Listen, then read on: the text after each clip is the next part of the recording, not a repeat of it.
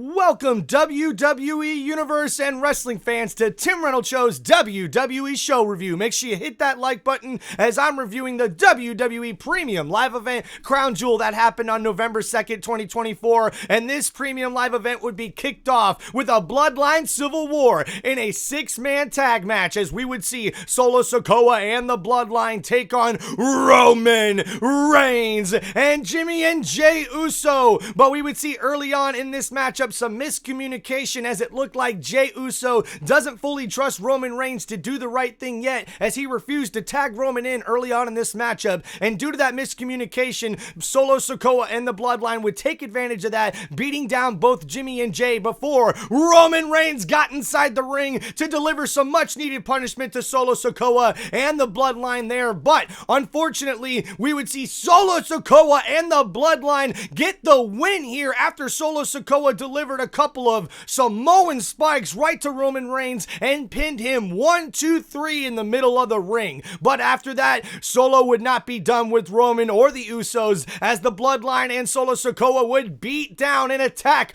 all three of the members there on their team. But we would see Sami Zayn come out to help out his fellow Usos as the honorary Us comes out and looks like he's going to actually help out Solo, but fakes out him in the Bloodline to help out Jimmy and Jey. But he also catches a little bit of a beatdown before all of them get in the ring to work together to fight off the Bloodline. And with Solo Sikoa in the middle of the ring with all other four members, Jimmy and Jey, Roman and Sami, we would see them try to finish off Solo Sikoa as Roman comes in for a Superman punch. But Sami Zayn would come in at the same time for a Halula kick that would unfortunately connect and hit Roman Reigns as Solo rolled out of the way, and he got out of the way at the last minute, which means Sami Zayn ended up kicking Roman Reigns, and Jimmy was pissed off and not happy about it, with Jey having to push back his brother Jim. What is going to happen here as Sami was just trying to help out Roman, Jimmy, and Jey, but ends up causing more controversy and more issues here with Roman as he gets hit and knocked out with a Halulu kick. But Solo Sikoa and the Bloodline get the victory in this first match to kick off Crown Jewel. And then next up, guys, after this match, we would see our next match of the evening, which would be a Fatal 4-Way Tag Team match for the WWE Women's Tag Team Championships. And oh my goodness, we would see the champions, Bianca Belair and Jade Cargill, have to defend their titles against three other teams: Damage Control, Io Sky, and Kairi Sane, and also Lash Legend and Jakara Jackson from NXT, and also Chelsea Green and Piper Niven, as all these teams were trying to get the women's WWE Tag Team titles off of the waist of the champions. But after an amazing back and forth matchup between all four of these teams who showed off their athleticism inside the ring, and Jakara Jackson and Lash Legend proved that they belonged on the main roster, and how about Chelsea Green and Piper Niven really putting up a fight? But it was Io Sky and Damage Control that really stole the show. But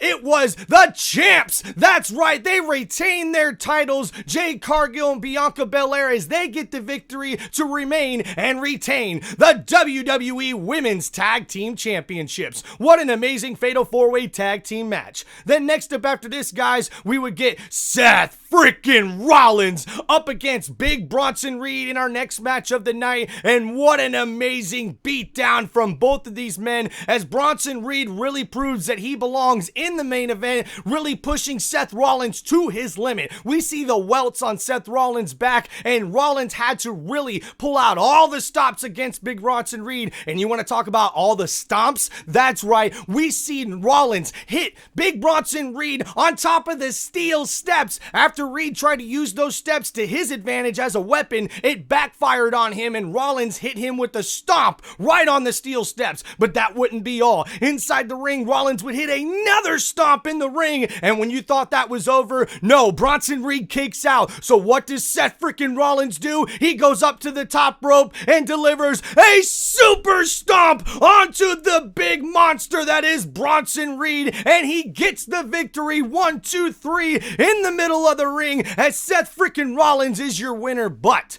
Big Bronson Reed would stand up within minutes after being pinned by Seth Rollins, staring him down with blood dripping down his face and a look of Reed saying, "I am not finished with you," to Rollins, and Seth freaking Rollins saying, "I'll make you famous, boy. You know where to find me and you know where I'm at." What an amazing match here at WWE Crown Jewel between Seth freaking Rollins and Big Bronson Reed as Seth gets the victory.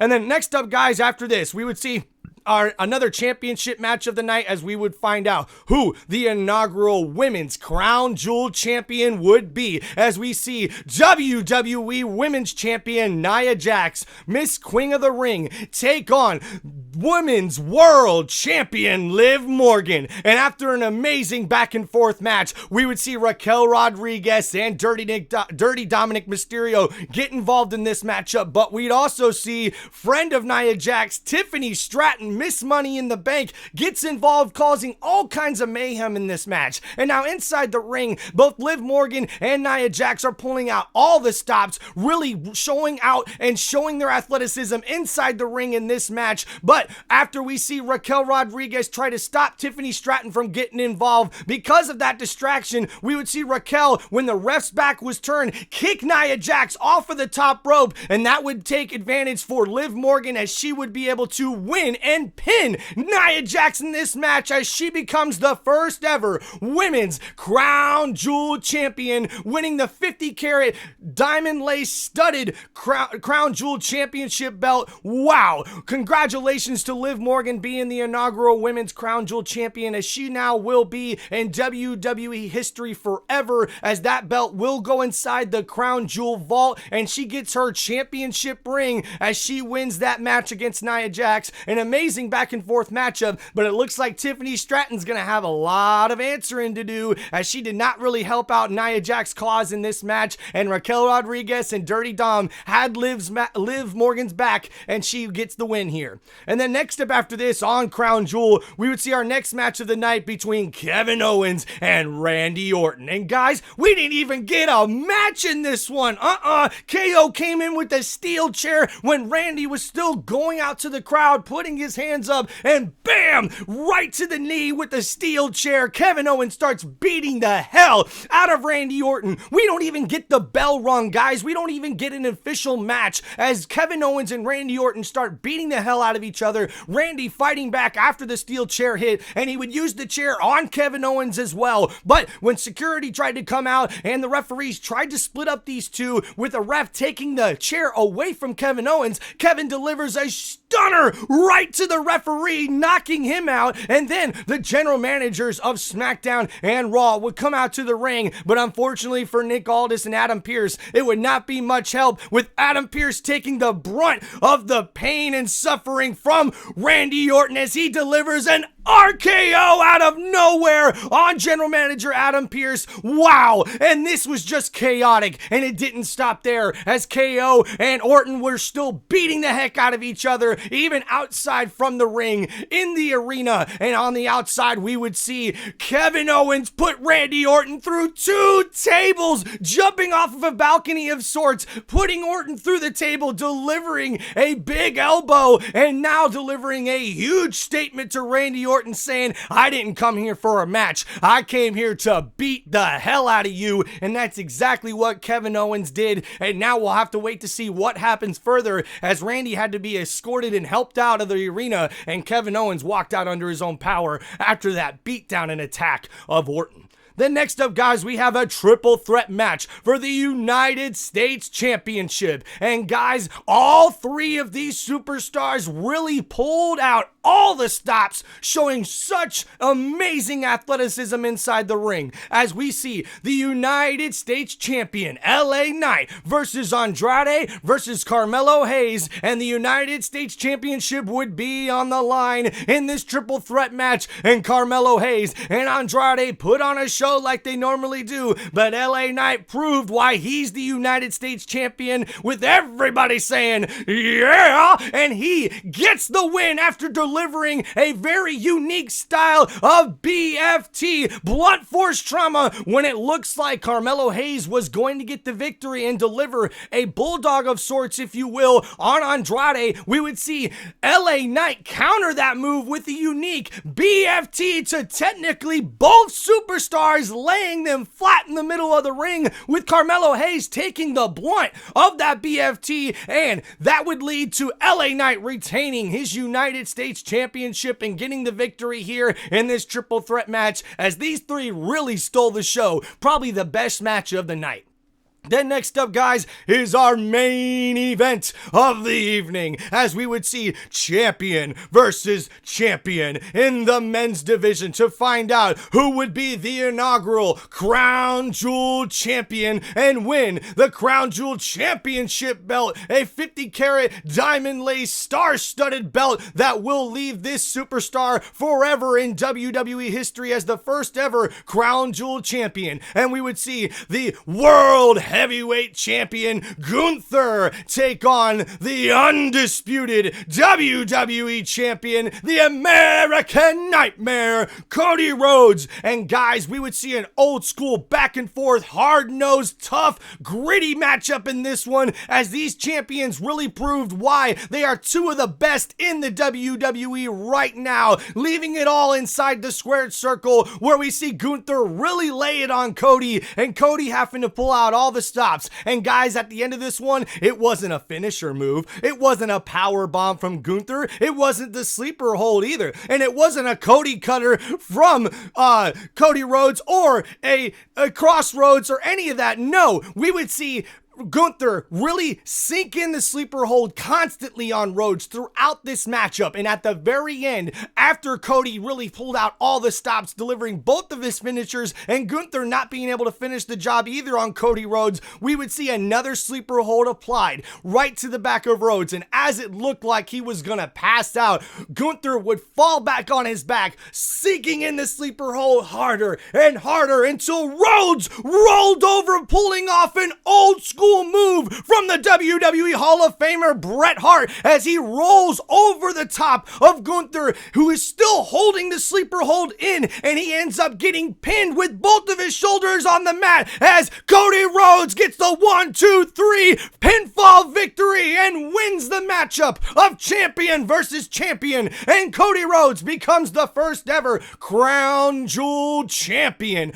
Oh my goodness, as he wins the championship belt and the star-studded championship ring, beating Gunther here in the main event. We would also see the world heavyweight champion show a sign of respect, shaking the hand of Cody Rhodes, as Rhodes makes WWE history. And congratulations to Liv Morgan in the women's division, the women's world champion, and to Cody Rhodes, the WWE champion, on both of them winning and becoming inaugural Crown Jewel champions, winning their championship belts for the women's and men's division, and now they will forever be known and secured in WWE history as the inaugural Crown Jewel champions. And guys, this has been your Crown Jewel WWE show review on Tim Reynolds Show. Thank you guys so much for checking out the show. I cannot believe what a stat card we had here at WWE's Crown Jewel, as we see a lot of very, very good matches in this one. The women's division really showed out, and we definitely seen a awesome triple threat match, even though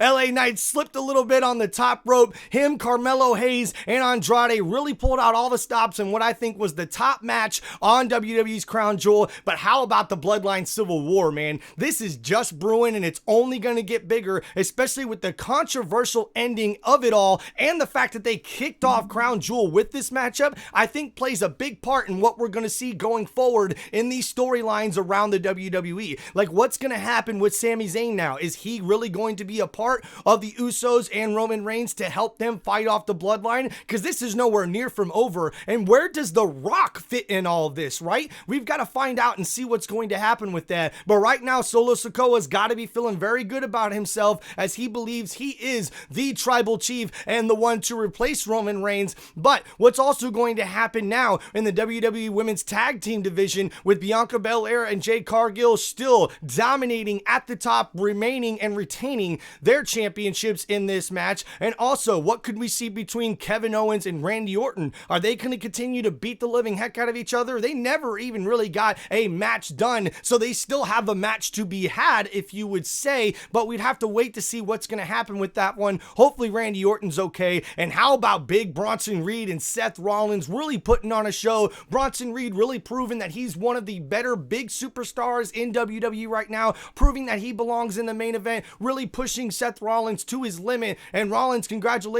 his first big PLE match in a few months, and he shows out and gets the victory here in this one. A lot of unique things happening in the WWE right now, that is for sure, and we'll have to wait to see what happens in the future. But make sure you guys stay tuned to Tim Reynolds Show right here on YouTube and check out my WWE show reviews that'll be happening after every single Monday Night Raw and Friday Night SmackDown. If you guys made it to the end of this video, I just want to say thank you so much. I appreciate every single one of my subscribers and everybody who takes the time to look at these videos. I appreciate you, and I thank you from the bottom of my heart. Make sure you guys hit that like button and share with your friends and leave some comments on what you guys thought of WWE's Crown Jewel here, this premium live event that really stole the show with a stacked matchup card. Thank you guys for checking out Tim Reynolds Show. Thank you once again. Make sure you hit that like button. Let me know what you think in the comments. I love hearing your guys' feedback, and thank you for watching. Peace out, everybody. Have a good day.